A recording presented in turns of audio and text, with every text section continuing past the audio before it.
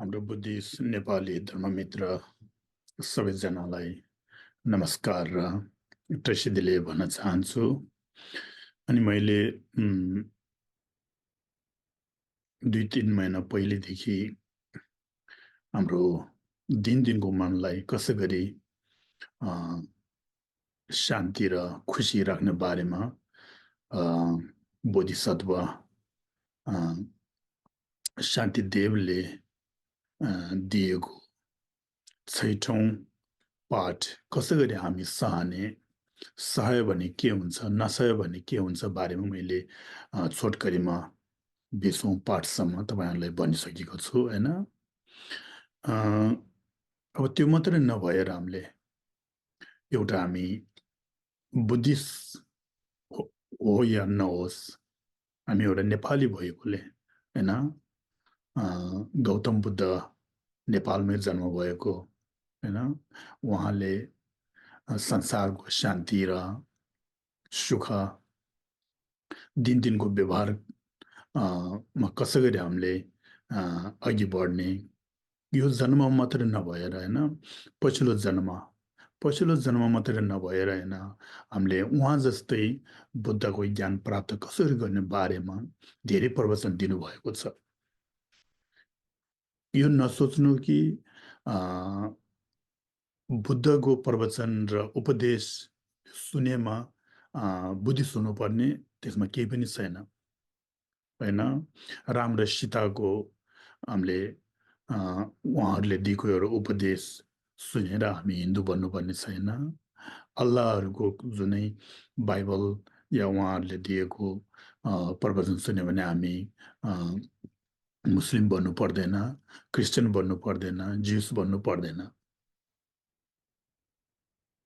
त्यसो भएको कारणले हामी एउटा संसारमै हामी गर्व भएर होइन, गौतम बुद्ध नेपालमा जन्मेको हो भनेर हामी कति गर्वसँग भन्नु सक्छ होइन। त्यो मात्रै नभएर होइन, हामी गर्व भएर मात्रै हामीले नभनेर होइन, हामीले जुन गौतम बुद्धले दिएको प्रवचन र उपदेशमा हामीले कसै गरी अगाडि बढ्ने होइन। विदेशबाट आएका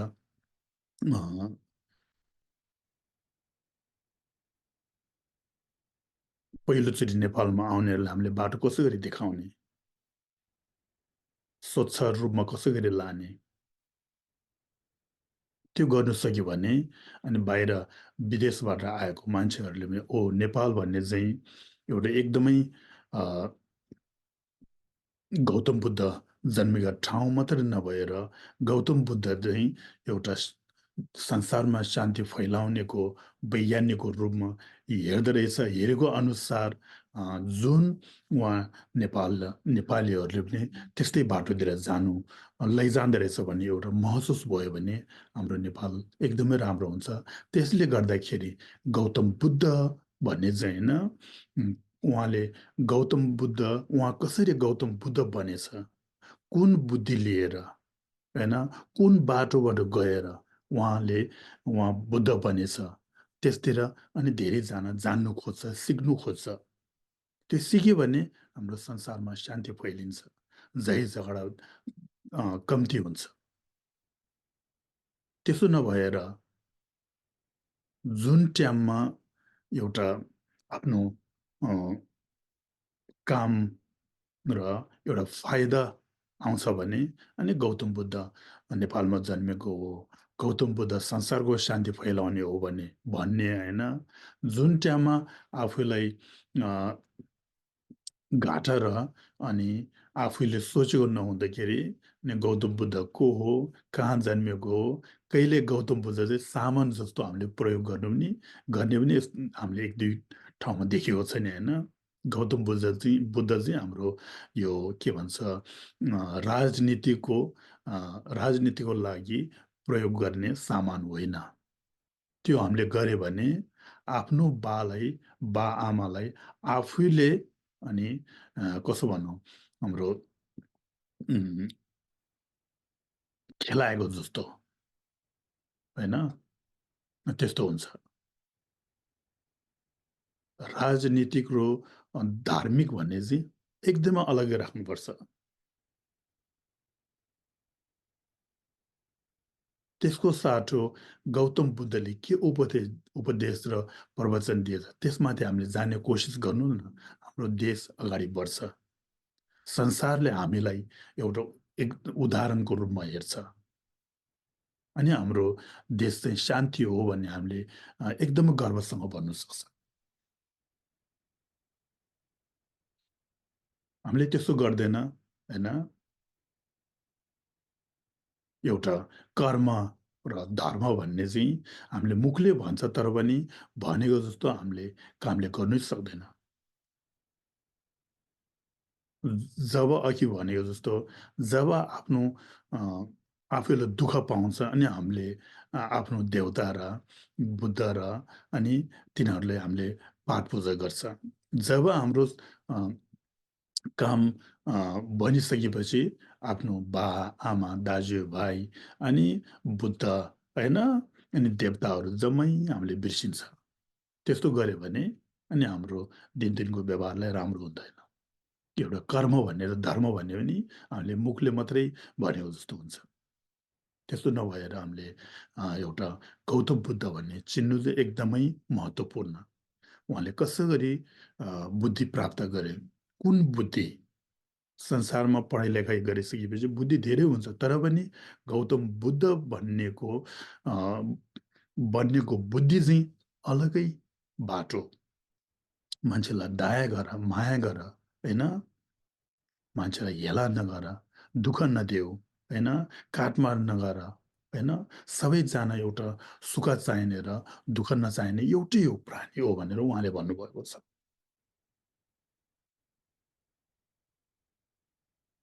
अहिले तपाईँहरू सबैजनाले देखिरहेको हुन्छ, होइन?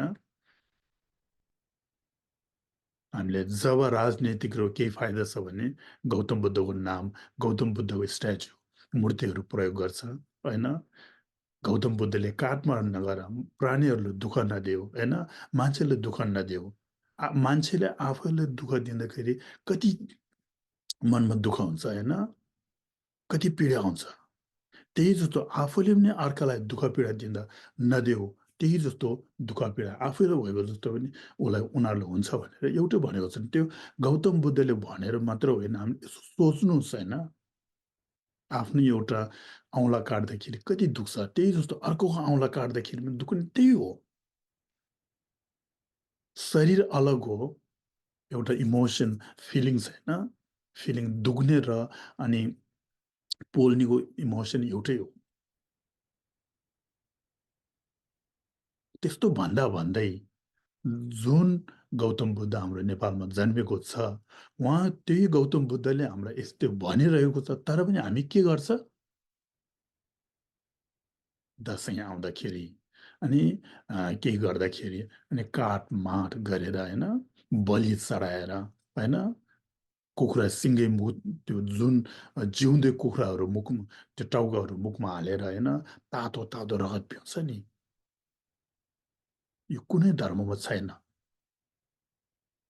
देवता होस्, बुद्ध होस्, होइन? सबैलाई दया माया भएको एउटै हो।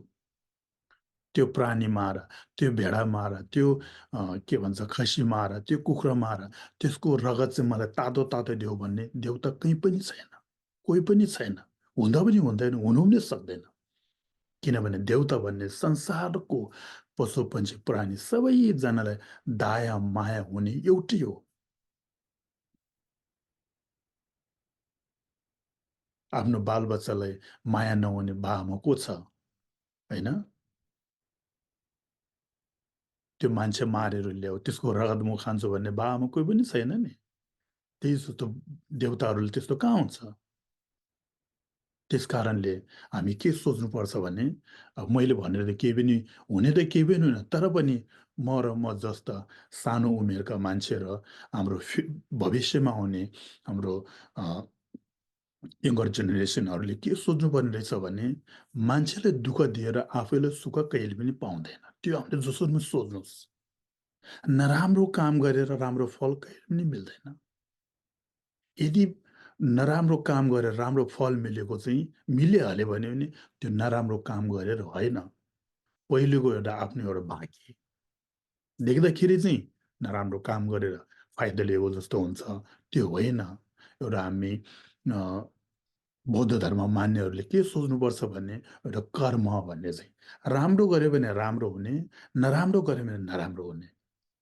बारीमा खुर्सानी रोप्यो भने पिरो आउने र अनि गुलियो रोप्यो भने गुलियो आउने, आलु रोप्यो भने आलु आउने, त्यो हामीले जसरी पनि सोच्नुपर्छ। कर्म भन्ने चाहिँ त्यस्तो हो। त्यस्तो हामीले अब सोच्दा सोच्दै अनि केही पनि नजान्ने होइन, एउटा दिनदिनको खाना पानी बस्ने ठाउँ मात्रै सोचेर बस्ने, त्यो पायो भने हुने एउटा पशुपन्छी प्राणीहरूलाई हामीले दुःख दियो भने अनि हाम्रो गौतम बुद्ध नेपालमा जन्मेको हो भनेर हामीले के फाइदा भयो? गौतम बुद्धले त्यस्तो गर भनेको छैन नि।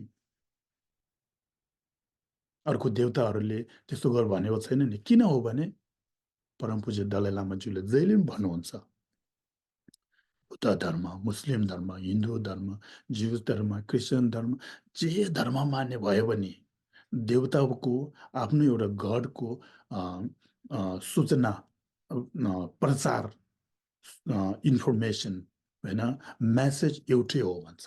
म्यासेज के हो? सबैजनालाई दया माया गर, किनभने सबैजनालाई सुख शान्ति चाहिने एउटै हो भन्छ।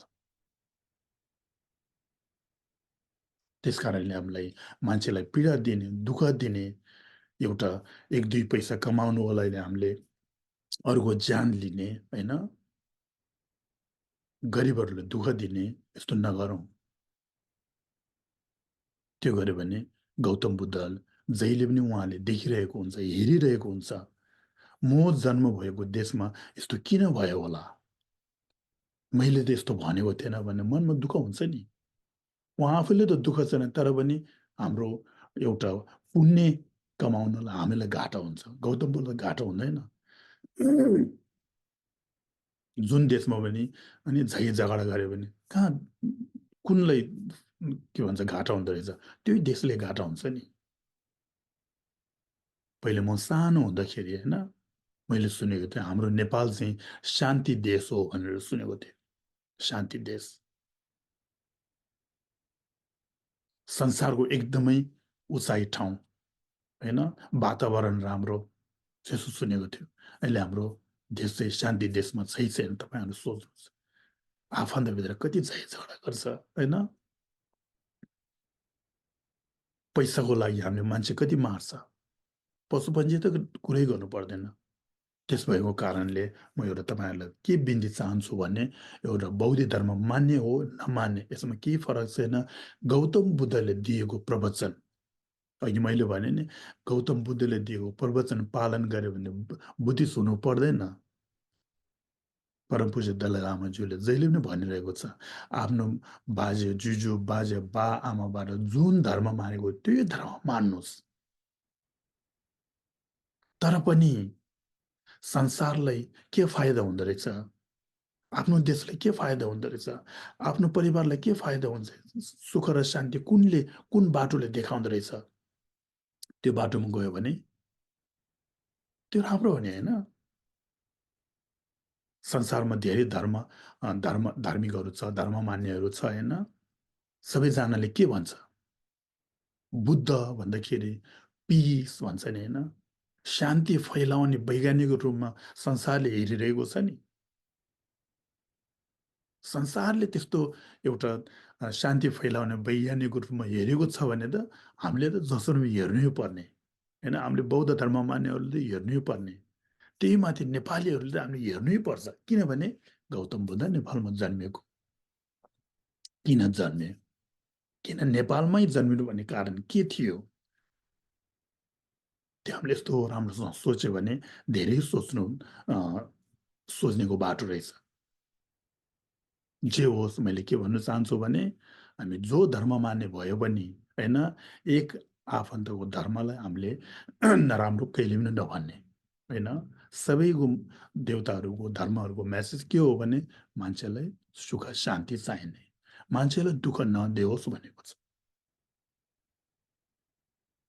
त्यस कारणले सबैजनाले मेरो यो मैले नेपाली भन्नु राम्रोसँग भन्नु पनि आउँदैन होइन, मैले उदाहरण पनि राम्रो दिनु व्याख्या पनि राम्रो दिनु सक्दैन, तर पनि अ, सानोदेखि 1-2 शब्द गौतम बुद्धको प्रवचनहरू सुनेको र उहाँले दिएको शास्त्रहरू अ, पढेर 1-2 शब्द जानेको चाहिँ म तपाईँहरूसँग केही न केही 1-2 शब्द सेयर गर्न आएको मात्रै हो। यसमा मैले केही गल्ती गरेछ भने अनि मेरो 2 हात जोडेर माफ माग्न चाहन्छु अनि पछिल्लो पार्ट गरौँ। धन्यवाद।